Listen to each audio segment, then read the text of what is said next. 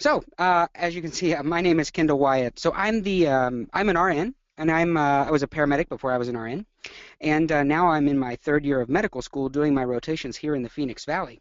And I work at Picmonic, and I am the instructional content strategist here at Picmonic.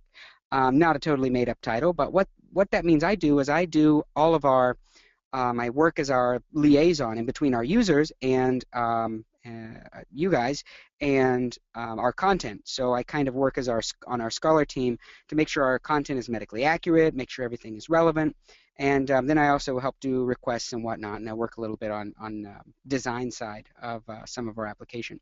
So that's enough about me, but I definitely am out. I definitely teach a lot of many things. I teach a lot of ACLS and classes like that as well.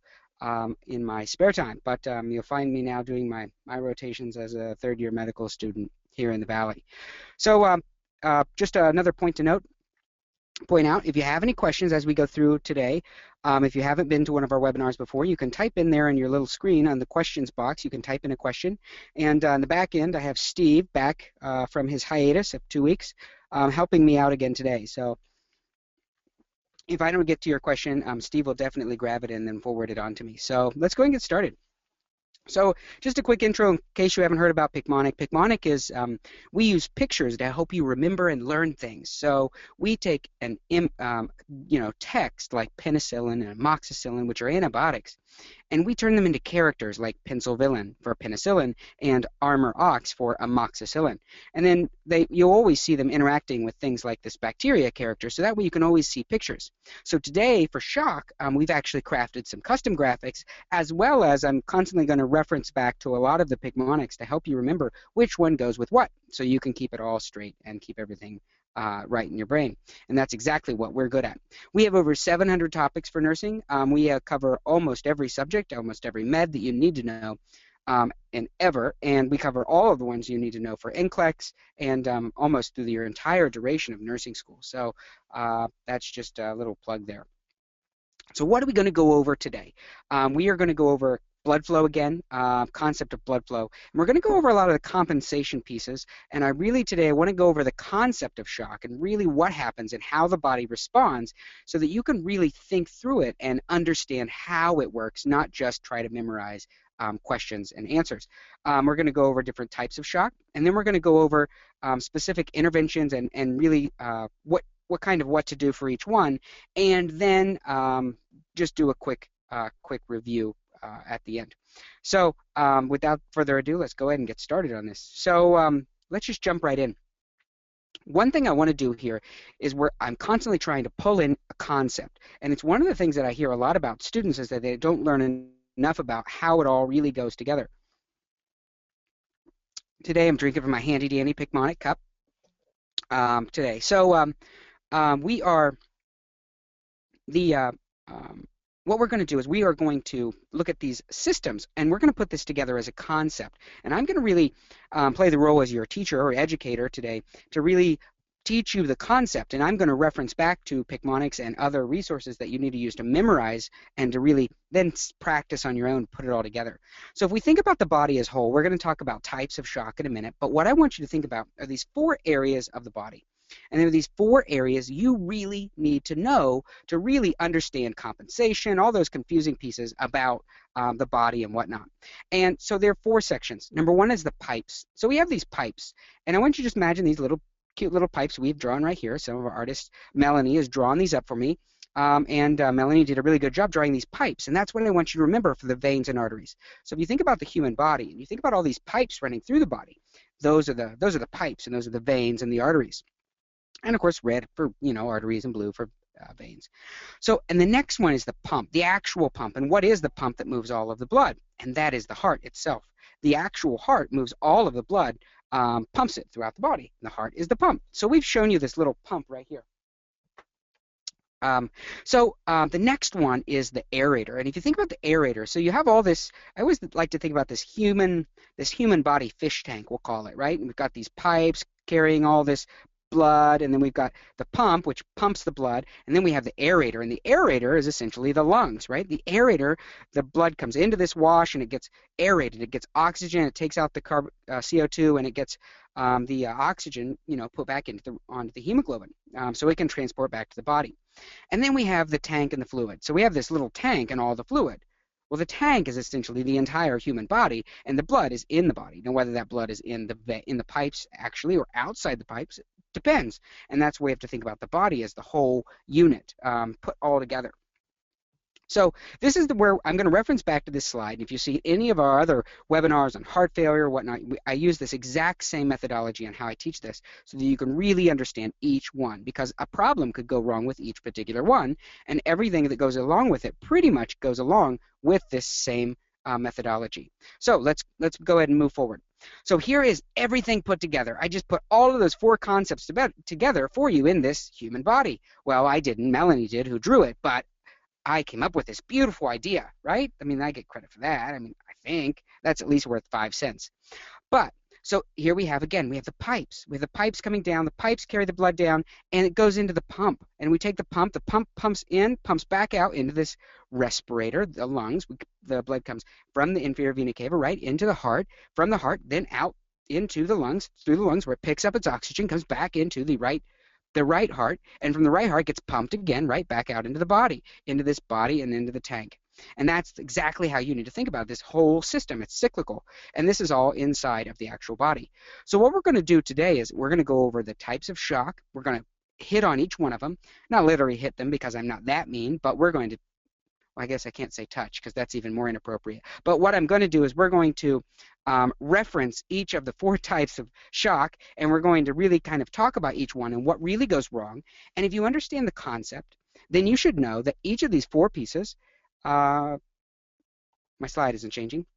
So each of these 4 areas, pipes, pump, aerator, tanks, and fluid, were the pipes, the pump, and the little lungs, and then the tank itself, each of these 4 can compensate, or each of them could have a particular problem area, and each of them, this is where we can also think about pathological diseases. We can have heart problem diseases, we can have pipe diseases, we can have lung diseases, and we can have tank and body diseases. If I chopped off your arm and there are open pipes, you are going to be losing blood, and we know that all these other mechanisms can compensate for that and help pick up the slack. And that's what we're going to be doing today to really show you that that difference, how those each go together. That's definitely what we're going to go over. So let's look at the 4 types of shock. So you've probably learned in the textbook, you've memorized, we have distributive, cardiogenic, hypovolemic, and obstructive. And maybe you learned direct and indirect, and we're going to touch those same terms. So these 4 types of shock. So what you need to kind of think about is each one of these associates with the same. Each one correlates with exactly the same 4 things we just talked about, per se. Distributive is the distribution, and that's the pipes. Cardiogenic shock involves the pump, and that's the heart. Hypovolemic shock usually is the tank or the fluid, or it could be also the pipes, of course. And then obstructive shock could be direct or indirect, and that's the way you have to think of, is it a direct or indirect? And direct meaning direct damage to maybe the heart, or is it indirect, and that's something that's causing the heart not to work? And we're gonna go into that one in just a little bit.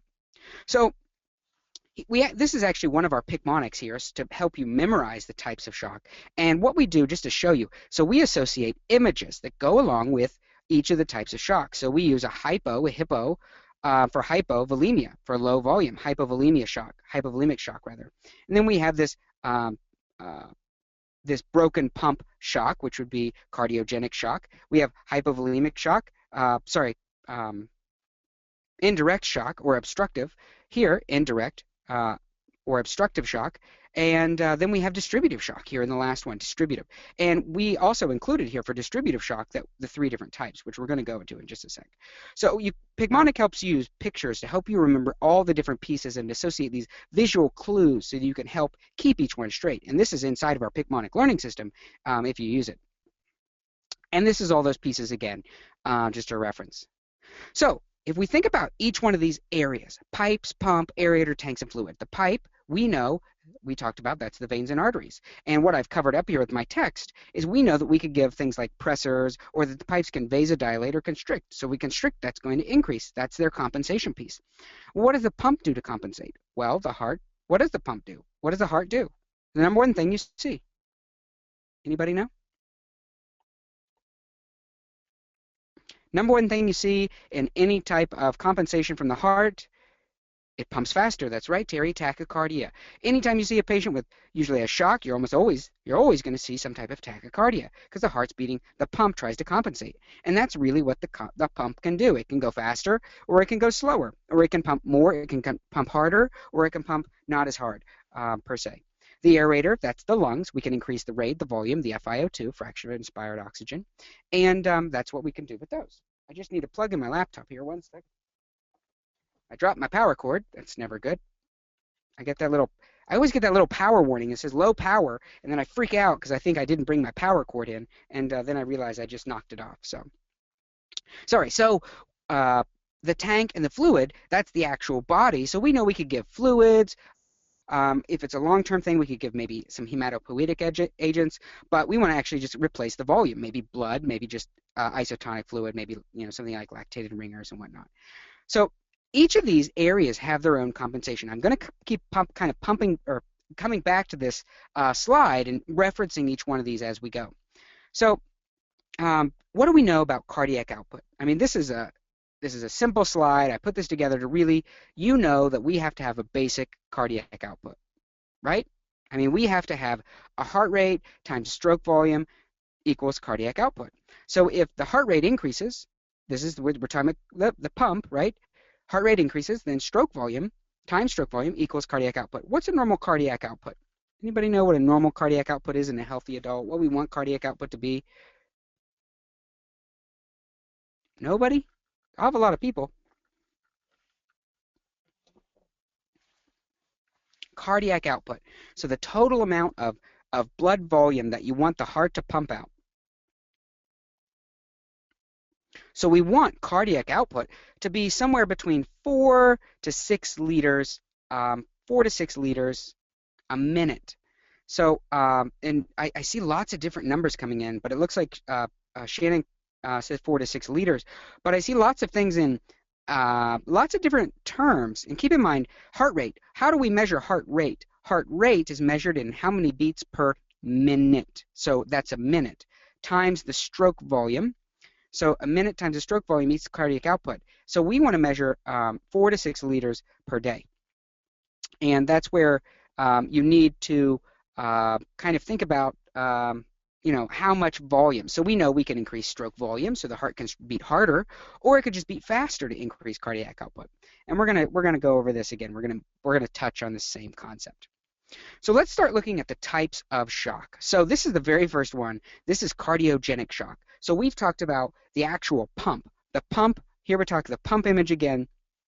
Excuse me.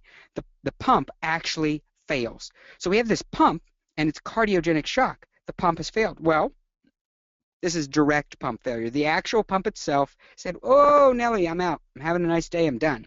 So what is actually going wrong in direct pump failure? Direct pump failure. What kind of things? Does anybody recognize these characters from our Picmonics?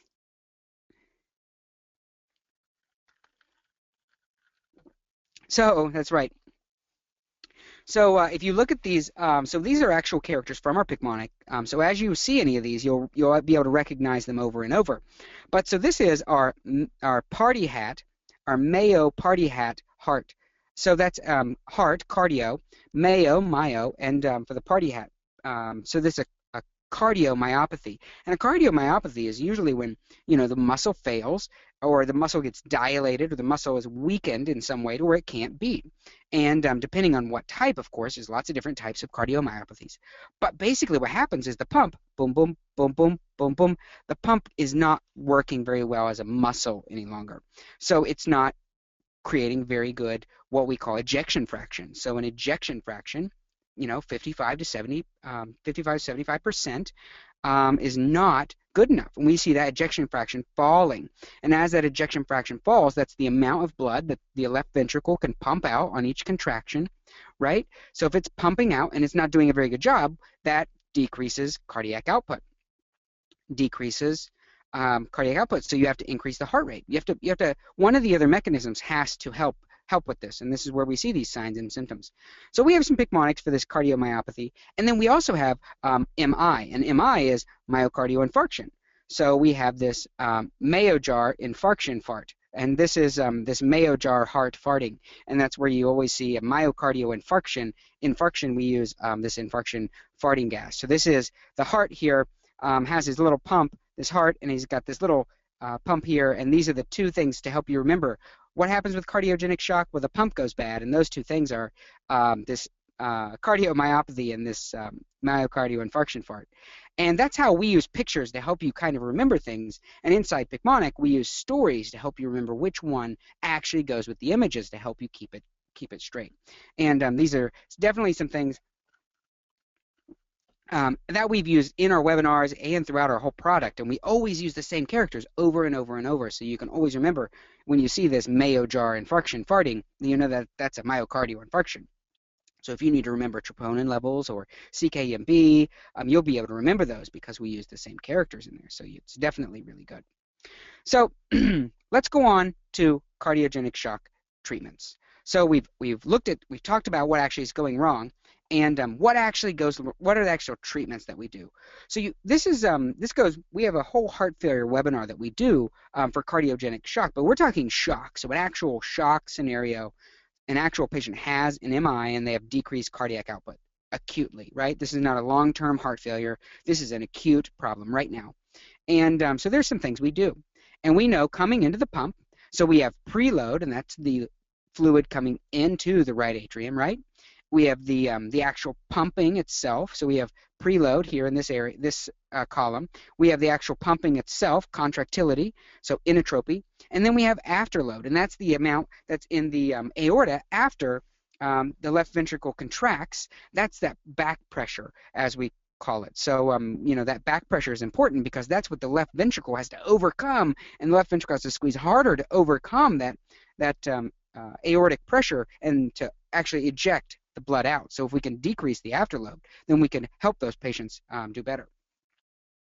So here are all kinds of treatments, and I'm just going to touch on these, really just touch on the concepts again. So we said the actual pump has failed. The heart itself it's just checked out. The heart is failed, and it's a cardiogenic shock. So we can increase or decrease preload. Well, if you think about this, why are the treatments one or the other? Why, if you see these inotropes, why can we increase contractility or decrease contractility? Why can we increase afterload or decrease afterload? And this is a little bit more advanced than what I want to go into right now, but what you need to think about is, well, the heart has 4 chambers. So what actually caused the cardiogenic shock? And this is a good nursing thought you need to ask yourself, not in test day, because on test day you don't really, you don't add anything to the question. But if you get posed a scenario, you want to say, why did this patient go into heart failure or cardiogenic shock? Is it because he had a heart attack? Did he have a right ventricular heart attack, right-sided heart attack? So what's happening is the right side of the heart is not pumping very well. So for that particular patient, we would probably want to increase preload, increase the load into the right atrium. So we increase the preload by positioning and fluid. And we can increase there. So what do we want to do? Well, you see this high foul right here, this raising that little patient up. That's a high Fowler's, and you'll see that in our positioning Picmonic. But what if just the heart is a cardiomyopathy and it's weak and it's just not conducting? The entire heart is weak itself. The whole thing is weak. What would we do then? Well, we would give an inotropic medication, and the inotrope is force of contractility. There's also dromotropes, and dromotropes are the conduction activity, and then there are chronotropes, and that's the actual timing, like the rate, chronotropic medications. And you see those terms used a lot, but that's definitely something you kind of just need to read over once and really understand, read and understand exactly what's going on. So if they have a cardiomyopathy, it's not beating well enough, the heart's just weak, it's just, you know, a cardiomyopathy and it's not poor muscle quality, we would give maybe an inotrope. But digoxin is not the first line treatment anymore. Maybe we give dobutamine, we give a medication to help increase contractility. So, and And then we have increasing the afterload. So that's more for a patient who has a different, we need to increase the pipe constriction, right? Dopamine is a medication we use most commonly for what? Anybody know what we use dopamine most commonly for? As soon as someone says dopamine, you should think of what? Not necessarily heart failure. If I'm giving you dopamine, what's the problem? What's probably your problem? Patient, Nicole hits it right on the head, and she says blood pressure, perfusion problem, and that's definitely true. So a patient with low blood pressure, we can give them dopamine. Dopamine is I forgot the word. So it's like norepi or epinephrine, and it's a vasoconstrictor, which causes constriction to increase afterload. So it causes a arteriolar constriction, which allows the pressure to increase. So why do we see these other ones with the bottom? Decreased preload, decreased contractility, and this is because some of these patients you'll see maybe they're in congestive heart failure, or maybe they're in a particular type where we need to decrease the actual preload coming in. Maybe they're in fluid volume overload. What about decreasing the contractility? Well, we would do that in a scenario where maybe we have an MI and we have fluid backup back into the right side of the heart. And that's where we need to think about those. Again, kind of fluid volume overloaded patients. And then decreased afterload is, of course, with maybe a patient with very severe hypertension, of course. Those patients, they have the force that the left ventricle has to contract to overcome the aortic pressure is very high. So if you decrease the afterload with something like nitroprusside or medication like hydralazine, those are very good medications. And then that way the left ventricle doesn't have to work as hard to eject, to get a better ejection fraction. And those are medications you'll see those types of patients on. So maybe that was really confusing. I hope it wasn't. But we have Picmonics for every single one of these medications. So even the types of fluid.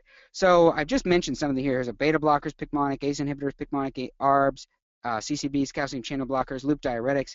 We have over 150 of these medications in there that you can go in and see, and you can see all the side effects and what you actually give them for to really understand and solidify what's going on with them. And that's really important things that you need to know. I mean, it's really hard to memorize all of these drugs. So if you couldn't remember what nitroprusside was for, well, we have a Picmonic for that to help you remember that it decreases arteriolar blood pressure, and that's where it works, like hydralazine, exact same thing. ACEI, ACE inhibitors, angiotensin converting enzyme inhibitors. Those types of medications decrease afterload, and that's a really important thing you kind of need to know, especially if you're definitely down to test time, if you're in your nursing school curriculum. When you're in the NCLEX, it doesn't really necessarily ask you about preload and afterload specifically on medications as much, but you need to know which one to give and which type of scenario, and all those contraindications, which are really important to make sure you know the contraindications. So what about distributive shock? So I've got distributive shock here as the next one we're going to talk about. And we thought about distributive shock, and we're talking about pipes and the distribution, I like to say, right, of those particular pipes. So there are three big types of distributive shock for this pipe dilation. And anytime you see dilation, we always show a tie-dye type scenario. So we got this tie-dye thing here on this image, and there are three things you need to think about dilation. And dilation, of course, is widening of the veins and arteries especially. And there are three big things that cause this, and one is anaphylaxis. Any type of anaphylactic shock causes vasodilation. So you wonder, this is why you have these patients come in, you have anaphylactic shock, and you think, oh my goodness, they're in anaphylactic shock. Why do they have a low blood pressure? And why am I giving, or maybe you didn't know they have a low blood pressure when they have anaphylactic shock. And maybe you think, why do we give epinephrine in a patient who's having trouble breathing? Well, that's because it constricts. It works on the alpha and the beta receptors, and it vasoconstricts and gets rid of this vasodilation that you see here, and then causes an increased preload into the heart, so the heart doesn't have to work as hard. And if you do that, then the patient usually has less difficulty breathing, but also that beta stimulation causes a bronchial relaxation as well. So anytime you think of anaphylaxis, you can always think of an anvil with axis, anaphylaxis. So remember this dilation, tie-dye thing here on the top, this little top of the pipe, and then these anvil with axis, anvil axis, anaphylaxis. The next type of things that causes distributive or dilation is neurogenic shock. And I had a patient personally that this like 78-year-old man, he was working on his roof, taking down his Christmas lights. Well, first off, it was February, so he should have taken his Christmas lights down a long time ago. But he was in February and he was taking his Christmas lights, and I remember responding, and he had fallen off the roof, and he landed flat on his back. And he landed flat on his back, and what happened when he landed flat on his back is it caused a neurogenic shock. So it caused a nerve disruption, and you see this this guy with these neuron arms, and what happens when get this neuron disruption is the nerves say, hey, we need to dilate, nerve disruption, and you see these patients have this very weird drop in blood pressure, and this patient I had this neurogenic shock. And so that's something that it's been very changing the guidelines recently on whether we give those patients steroids or we don't give those patients steroids. And I haven't looked recently in the last couple of years to see whether we should, but I think the latest talk is that we actually don't give those patients corticosteroids right away because there's no true benefit of the outcome. But that was a big old teaching years back. So the last thing that causes distributive shock, or this crazy vasodilation across the entire body, is sepsis. So we always show the sepsis as this sepsis snake, and lots of S's there. And I don't have my little S guard. There's a little thing we have on our mic to keep my S's from sounding so rough. But sepsis, for sepsis, we have sepsis snake. And what happens there is there's all these cytokines that are released in sepsis, and this full body infection, and that causes an inflammation kickoff, and then it causes dilation. Because if you have full body inflammation with sepsis and that type of comparison, then everything in your body essentially dilates, and you see this distribution dilated shock.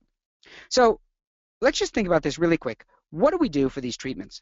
What is the #1 treatment for anaphylaxis? And I already said it, but see if you can remember. What's the treatment we're going to give right away for anaphylaxis, anaphylactic shock? What should you be thinking?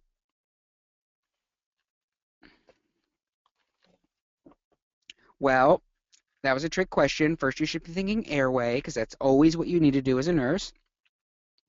But with the airway, right, is epi. So epinephrine, and epinephrine will help the airway as well, but protect the airway. So position the patient, put the patient on oxygen, administer epinephrine, and as well as Benadryl. And that's right, Benadryl is an antihistamine. So antihistamines decrease inflammation. So like we were talking about sepsis. So sepsis, if I talk about a full body inflammation, that's because you're probably releasing histamine in the full body. So if I give you full body histamine release, you're going to have this vasodilation throughout your entire body. You get, I'm sure you had a bruise. So when I was 8 years old, my brother hit me in the face. My brother and I have a younger brother. We used to get in fights all the time, but not like, well, kind of fist fights. We'd wrestle, whatever. Anyway, one time he hit me in the face. That's the point. And if you get hit in the face and you have this injury, so anytime you have an injury, it swells up and it gets edematous. And that's one of the things that causes that is histamine. Or if you get a welt or you get a hive, that's the histamine in there. And you get an antihistamine, it decreases the inflammation. And that's definitely what we need to think about. So the other type is neurogenic, and neurogenic is a nerve type shock, and we talked about that one already. So we talked about the treatments here, and I think I actually pulled them up. But what we want to do is any type of patient, any patient with hypotension, we would maybe give them a fluid bolus, epinephrine, norepinephrine, and of course antibiotics if we're talking about sepsis and infection. But we would never give antibiotics first, right? If you had a patient in acute shock, they come in. Anytime you're dealing with a patient and you get any type of test scenario and it says the patient presented to the emergency department, the answer is probably not a long-term treatment. That's probably not going to be the answer. If you get a patient who presents to the emergency department it's usually 8 times out of 10, not always, don't say Kendall said, but it's usually not the long-term treatment option. That's usually not, send the patient home on antibiotics, not in a nursing type of scenario. They want to see if you can prioritize the patient and really know what to do first. That's really the question. Yasmin actually asked, with anaphylaxis, should you give O2 or epi first? And that really depends on the patient scenario that you're presented with. But if the patient is in full-blown anaphylaxis, you would get epi, but the first thing you want to do is protect the airway. So it really depends on what they're saying is wrong with the airway. Is the patient having difficulty breathing? If the patient is not in acute distress right this second, or if the patient is in, the patient has a stridor, is putting oxygen on that patient really going to help? Probably not. That patient needs epi. Patient probably needs prepared for a cricoidotomy or a tracheotomy, and that patient needs a really acute intervention right away. Alert the team, type of thing. Patient comes in, difficulty breathing, full body hives. That patient needs IV. Put O2 first, and then epinephrine. And you really need to think about that. ABCs, as Charmaine, she says ABCs, and that's really exactly the way you need to think about it. If your patient is having a breathing problem, then you would address that first. And putting oxygen on a patient doesn't always fix the issue. That doesn't mean it's always the first thing. If a patient is acutely ill, if the patient is going to die in the next few minutes if you don't do something, that's when you can skip those really dumb things. And that's except for always positioning. A patient with CHF comes in, difficulty breathing, what's the first thing you're going to do? You just sit them up, because usually those patients are full of fluid. Like that really easy stuff, think about that. But that's kind of the, depends on the scenario. So moving forward is hypovolemic shock. So hypovolemic shock. So this is the big one. We get lots of test questions on this one. And we're talking about body or tank leakage, right? So the body leaks, or the tank itself is leaking, or the pipes are leaking too. And what happens? Patients hemorrhage or patients bleed.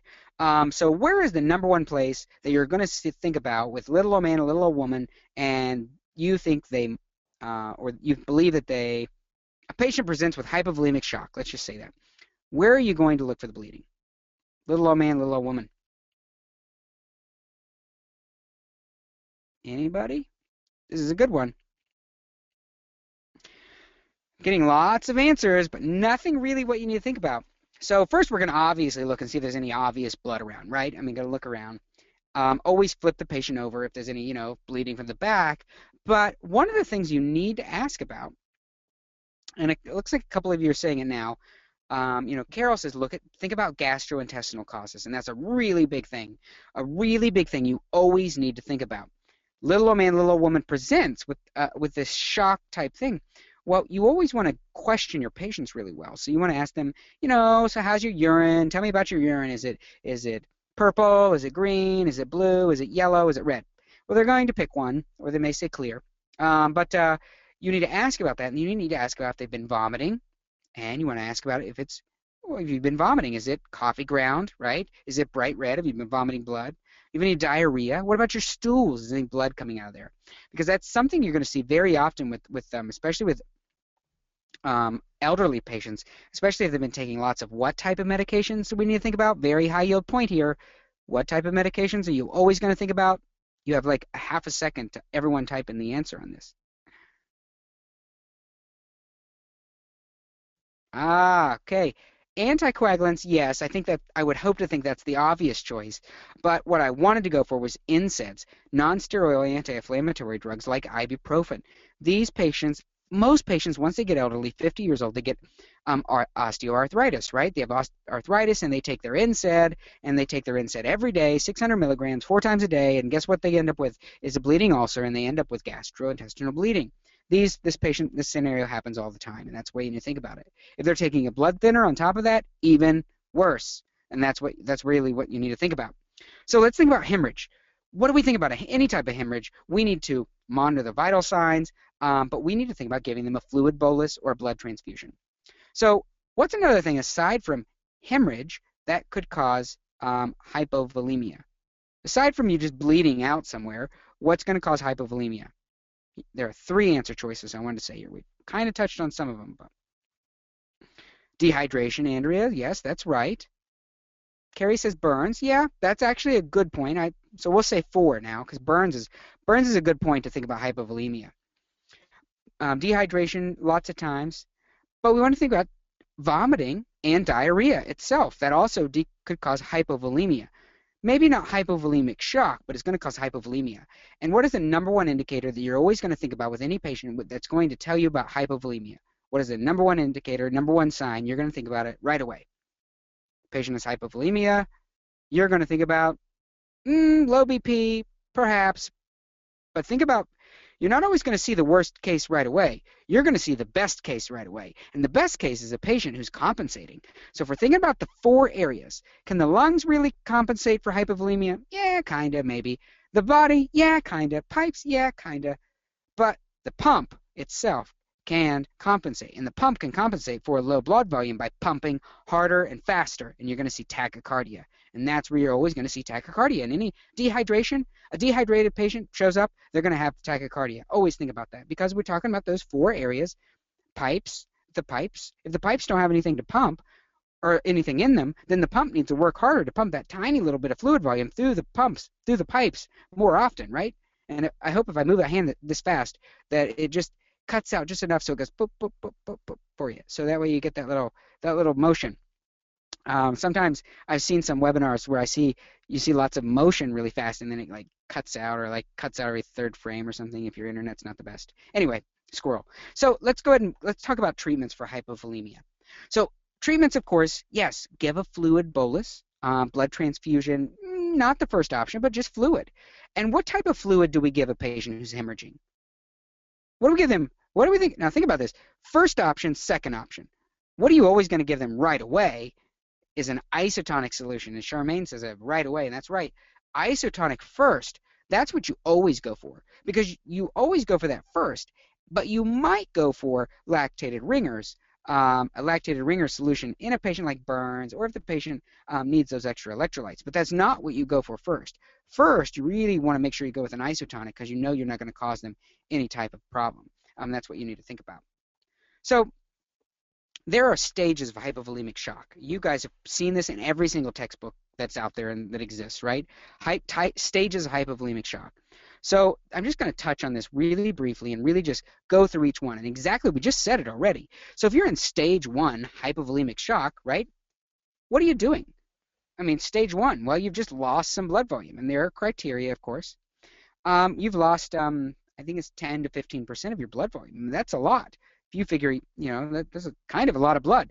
If you actually, and I don't know if anyone's done this for you, think about 10%. Let's say we take 500 mLs of blood. And, you know, the normal amount you lose in a pregnancy or 500 mLs of blood you lose. And if you took 500 mLs, you take one of those 16-ounce water bottles and you fill it with water and you take a concrete, go out in the concrete and actually just dump out 500 mLs in concrete and look at how much blood that is. So if you imagine a trauma and you dump out 500 mLs of water on the ground, looks like a lot of blood, right? I mean, it looks like a scene from any of your favorite horror movies. But if you realize 500 mLs is fine, I mean, that's not a traumatic blood loss. And your body can compensate from that and do just fine. These are the patients who move beyond those little tiny amounts. And 500 mLs seems like a lot. And you get patients very often, they'll report to you that they lost a lot of blood, but really they lost a lot, but it just looked like a lot. Looked like a CSI crime scene. So let's talk about stage 2, or where we're doing actual compensation. So what do we see right away? Tachycardia. And I'm actually gonna, I think I've got the end here. I've got this, yeah. And I'm gonna put all these up at once. If we think about just back up a sec to the initial one, the initial stage of hypovolemic shock. Number 1, you're going to see the patient's going to be tachycardic. But more importantly, a very important thing is they're going to be very restless. Why are they restless? Because they know something's going on, right? I mean, their body is saying, ding, ding, ding, hey, something's going on here. There's something that's definitely wrong. We lost some of our blood. We don't know where it is. Houston, some of the blood is gone. Where has the blood gone? We don't know where it is. Freak out. And you go restless. And in Picmonic, we use restless wrestlers, right? So you'll think about restlessness. These patients are going to be, I feel awful.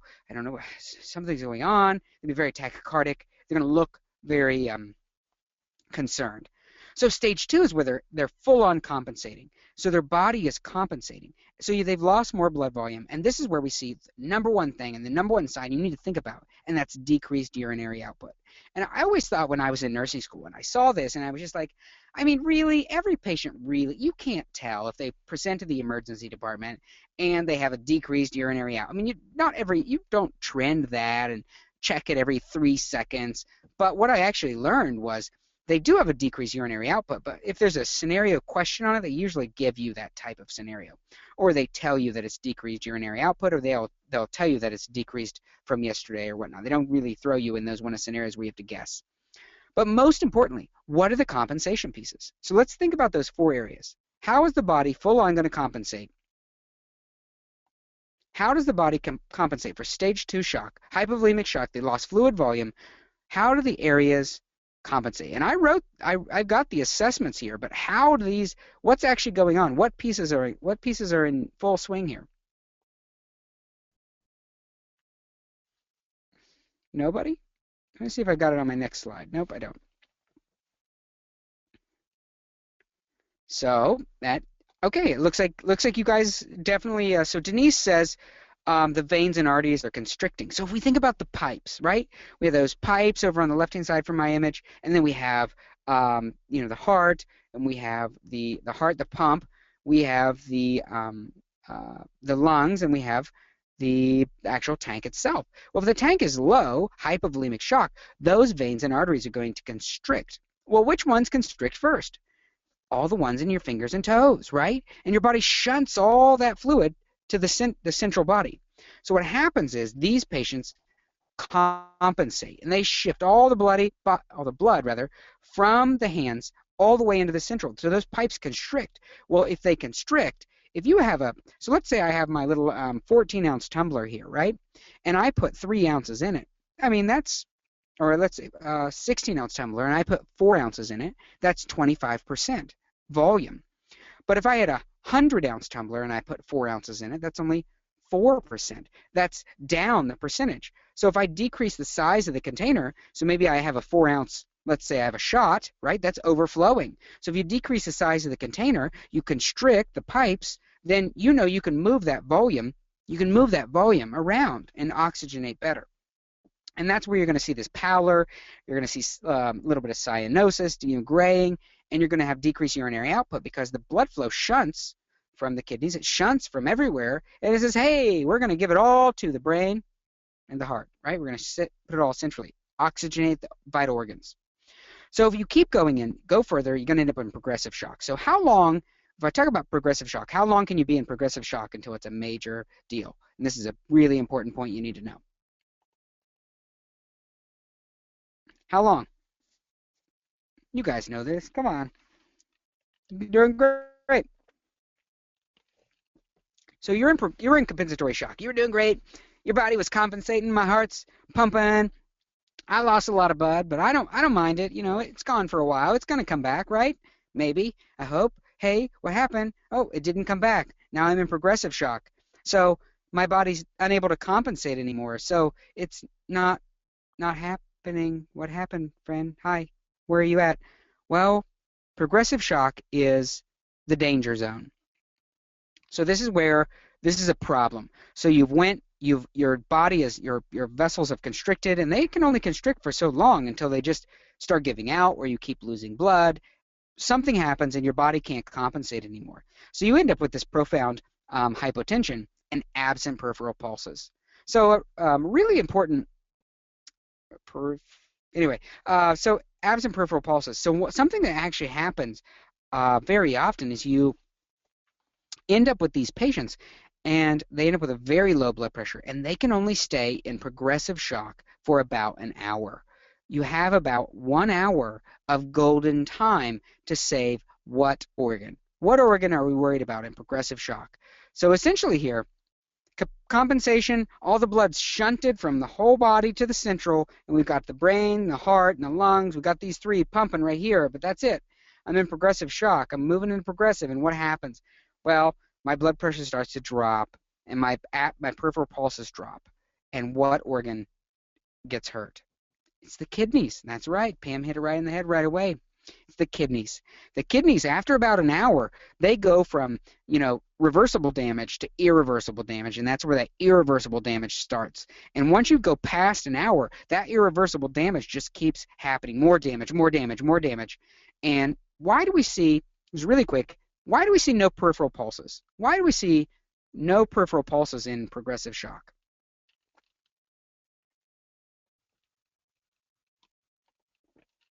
Why? Anybody really know why? Why do we have no? I mean, are there? Oh, sometimes maybe there's. Yeah, you guys, you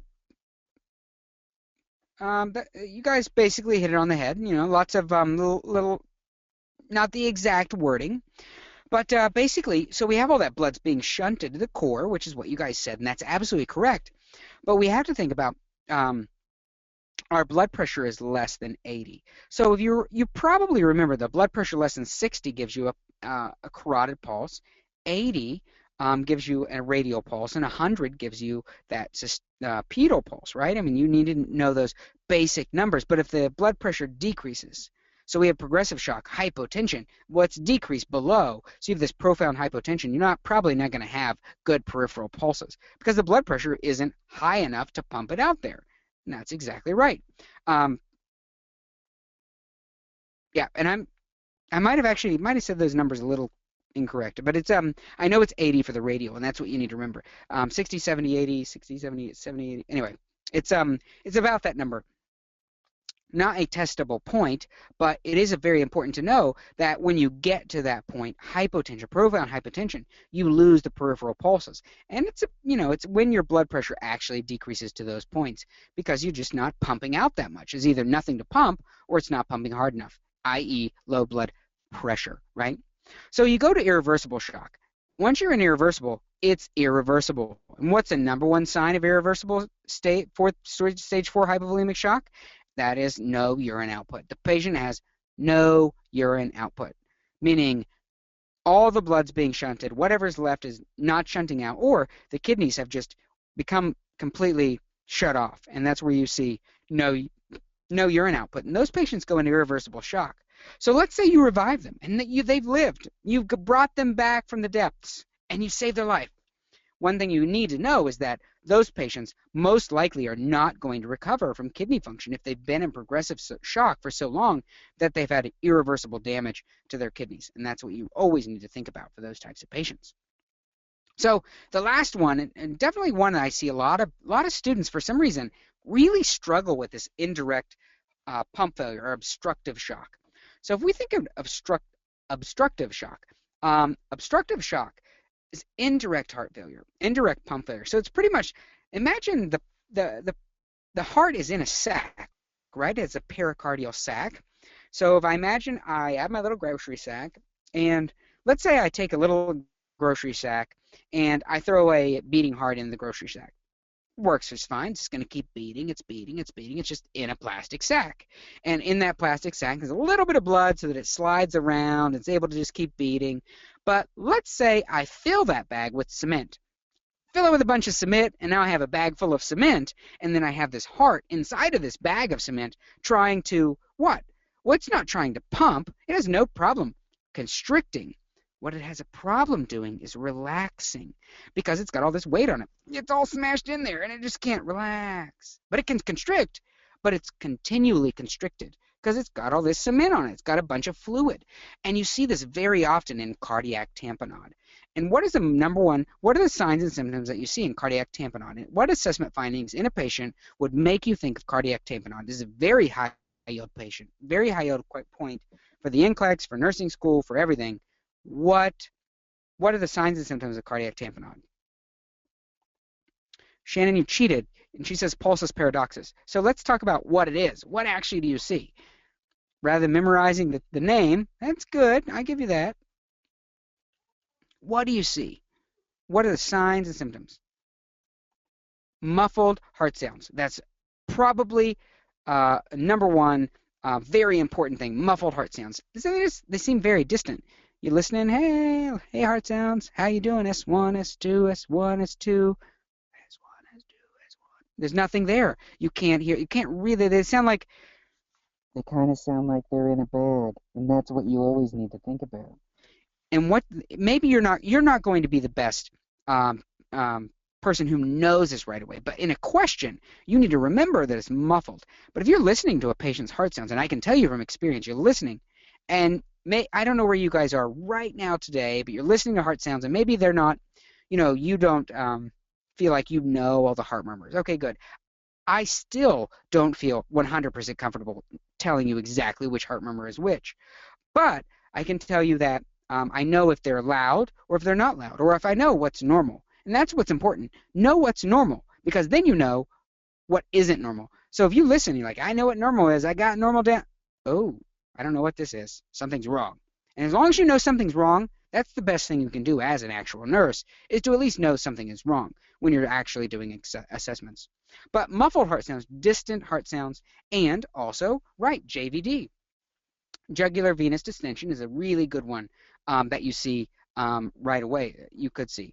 And the third one, Nicole actually typed them all out, but it's you often see a bradycardic or a low heart rate, or you can even see a widening pulse pressure. A widening pulse pressure, and we talked about pulsus paradoxus, a widening pulse pressure. So what is a widening pulse pressure?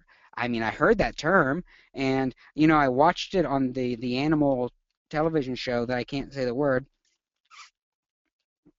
so that they don't sue us. But if we think about that, what is pulse pressure? Well, if you think about systolic, contract, right? Let's say your blood pressure is 130, the top number, systolic, contract, and then I relax, diastolic, relax, and that number is 80. 130 over 80, beautiful, right? You have a narrowing pulse pressure. Well, that means you have to contract really hard, but you relax just a little bit. I contract really hard and I relax just a little bit. And that number is going from 130 to 80 to 130 to 90, or 120 to 90, to then 110 over 100. That's a narrowing pulse pressure. And that's where you need to think about it. It's the systolic minus the diastolic. And I kind of wished I'd made a slide for that, but unfortunately I definitely didn't. So for sure. So you're going to see those pulse pressures changing. So so we talked about this, and what is the thing we're going to do for obstructive shock? What are we going to do? Well, we're going to draw off that fluid. And this is one of my crazy characters here from Picmonic, and that's pericardiocentesis. So anytime we have cardiac tamponade, or we have this heart tampon, cardiac tamponade, you see this plug, this tampon plug in this pipe, and you see this indirect going around the pipe, the actual pump freaks out, and that's what our image is here. But we actually just pericardiocentesis. We actually stick a needle in and we draw out that fluid off the heart. So that's definitely a good point. So we looked at each one of these 4 types of shock, right? We talked about each particular one, and we really we talked about how each one failed, or what would maybe go wrong in each type of shock. And what you can think about, if you put this image back in your mind, and we think about, let's say the pump fails, right? The pump fails. We know that we can vasoconstrict. We can shunt everything to the center. What if we have hypovolemia? Well, we can shunt everything to the center again. Exactly the same thing. The body can help each particular way. The pump can beat faster. The pump can beat harder. We can give drugs to help make the pump beat harder, stronger. We can help those type of things out. And if you start thinking about these general concepts, overarching themes of exactly what goes on in each one of these scenarios, I guarantee you're going to do much better on your questions, because you're able to think through it. And then you just be like, well, I'm just going to think about the logical choice. I mean, obviously my patient is in shock, so if my patient's in shock, we shunted the blood to the center, and I know he's compensating because it's maybe not been that long. And that's really where you can think about what you can think about your patients. You can think about the scenarios, and not just in test questions and scenarios, but in as everything goes on, when you think about real life scenarios and further on. So here we've got all 4 of these once again. So here we have the cardiogenic shock. So we have the heart actually failing itself, and we have things like MI, myocardial infarction, and cardiomyopathies causing actual pump failure. We talked about which one? Well, we have excuse me, excuse me. So we have distributive shock. So we have this dilation, this dilation actual vessel here. We have anaphylaxis, neurogenic shock, and septic shock, all causing vasodilation. So if you have vasodilation, then you know that the actual heart can compensate. It can beat harder if it's doing fine, but the vessels are doing bad. Well, let's look at then hypovolemic shock. Hypovolemic shock is this, see this the measuring cup. So this is like the imagine the body, this measuring cup and the pipe, and you have this hemorrhage hammer. So it smashes it and it breaks, and you lose all the blood. Well, then you know that you can either constrict or you can increase the pump contraction to help compensate. And that only works for a certain amount of time, because if you have leaky pipes and you're losing blood, if you don't fix that problem, if you don't fix the underlying problem, well, then it's just never going to be fixed, right? And then we have obstructive shock. So obstructive is an indirect problem, which usually is a thing like cardiac tamponade and things like that that you always need to think about. And if you think about each one of these as they go together, then you can think how things go together as an actual question. So, and that's where you can really just put everything together. So all of the information, always the concepts, and it's really important for you to know how those concepts go together, and really to make sure you get it. So I'm going to do a quick review of everything we talked about just in a moment. But so just wanted to throw out here today, we do have a coupon code for today, which works for another 24 hours. If you've been to our webinars before, we always offer, we don't always offer, actually, I shouldn't say that. But we usually offer a discount code for 24 hours after, for attending our webinar. And today the webinar code is SHOCK20. So if you have any questions, hold on just a sec. You can type those questions in and we'll go over it. And I'm just going to do a quick review as well here in just a sec to really just recap everything we went over, hit a couple more points. And but if you're interested in purchasing Picmonic, we have over 150 medications that definitely, like cardiogenic, all those particular types of shock. We have types of shock Picmonics, and we have over 600 other topics that you really must know to pass the NCLEX and for nursing school, but over 700 topics total of things you really need to know. If you maybe you're a subscriber now, but it's definitely something. We're giving you 20% off our fixed subscriptions, so definitely as something that I recommend. Yeah, I know I work here, but it's a good point. I wished I used Picmonic for med school for my USMLE exams, and that's why I work at Picmonic, is because I definitely said, hey, you guys need to do a nursing product, right? So we have one, and I'm really trying to reach out to you guys and give you the concepts so you can put everything else together with the Picmonics. So if you have any questions, go ahead and type those in now. If you have any questions, and I'm just going to do a quick recap and review of what we went over today really fast, and that way while you guys are typing in your questions, because sometimes you guys are slow on the questions. I don't know what's going on with that. So let's look at, this is a slide I threw in here at the last second, but I just wanted to mention in chronotropy rather, if I could speak, inotropy and dromotropy. So chronotropy is actually the rate, the actual rate the heart is beating. And we know we can speed up the rate or we can slow down the rate. So if the heart, the actual pump, remember the pump itself, any of these, the pump's always going to be the first one to jump in. Hey, heart, hey, I'm ready to go. Here I am. Hey, I'm going to beat. I'm going to faster because I'm going to increase cardiac output. You have a low ejection fraction, no big deal. Low stroke volume, no big deal. I'm going to beat faster because I'm going to put more blood out. And you see chronotropy. And that's where you see these catecholamines like norepinephrine, and dopamine, which the body itself actually produces. But maybe we can give them through an IV as well. We have those medications synthetic we can give to increase the rate to help. Or we could actually just give a pacemaker if that was a problem with a heart block type patient. So with inotropic meds, we have medications that can actually increase the contraction of the heart muscle itself.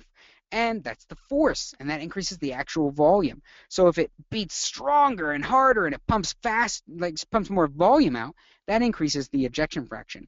Digoxin, dobutamine, but if you have a patient on dobutamine, I mean, they really don't, it's not a long-term medication. You have a patient in congestive heart failure, and we have a complete webinar on heart failure, but they go long-term, they don't really last long-term on dobutamine. It's a beta agonist medication, and it does not, you just can't make the heart beat longer or harder for very long because there's something underlying. And that's kind of the way you should always think about these. And then dromotropy, which is definitely just the conduction through the AV node of the actual electrical impulses to make it, beat faster or a better conduction rate. So let me just go back to my put it all image back together here. Melanie again made this beautiful image for us, and let's think about all these pieces, how they go together. Just a quick recap. So we have the pipes, right? We have the pipes that go here, the pipes on the outside edge, and the pipes essentially move all of the blood. Those are your veins and your arteries. So your veins and arteries can contract. Now, whether they do that naturally and shunt everything to the center as a compensatory mechanism, or you give a medication to do that, great. But let's think about hypertension, right? I mean, hypertension is the pipes. If they're constricted too much, what do? Well, you give a vasodilator. You give a medication to relax those vessels and arteries. And this is how you need to think about stuff. You got to put it all together. Those veins and arteries need to dilate. And whether you give a venodilator or an arteriodilator, it doesn't matter per se, but we give different ones to give a better relaxation to decrease blood pressure in hypertensive scenarios. So let's think about the actual pump itself. So we know the heart, the pump, it can beat harder or stronger, and it can put more volume out, right? It's the main controller of all that boom, boom, boom, moving the volume through. And it can beat stronger, giving it like inotropic medications like digoxin, dobutamine, whatnot, or we can make it beat less. So what is a medication that makes the heart beat at a lesser rate? Does anybody know what that really important drug is that's going to make your heart beat at a lesser rate?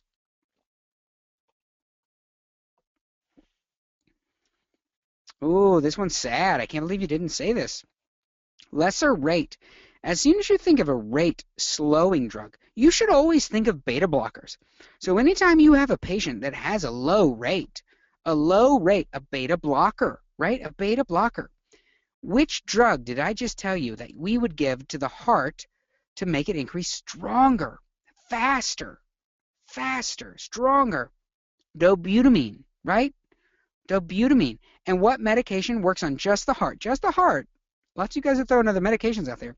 A beta agonist. Stronger, faster, harder. Dobutamine. But if I give a medication that I want to make it, hey, slow down heart, I'm going to give a beta blocker. It's going to slow it down. And that's why we always check the heart rate before we give a beta blocker medication, right? We don't want to give it to a patient with a very slow rate.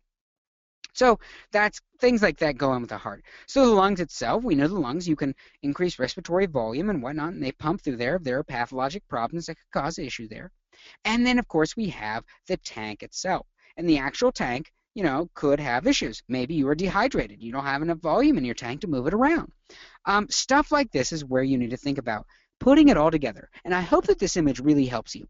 Just kind of put it all together, because Melanie put a lot of work into this, and I would hate for you to have all this work that she put in drawing this for you, and then me rambling on about it for it to not make it helpful for you. I'm just kidding. I'm sure it's great. If there are any other questions, you can message us.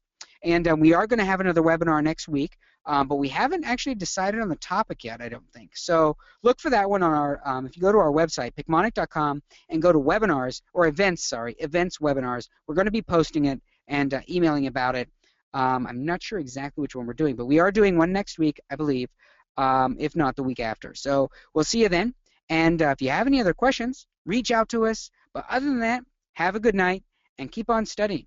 Good luck. I hope you learned something tonight.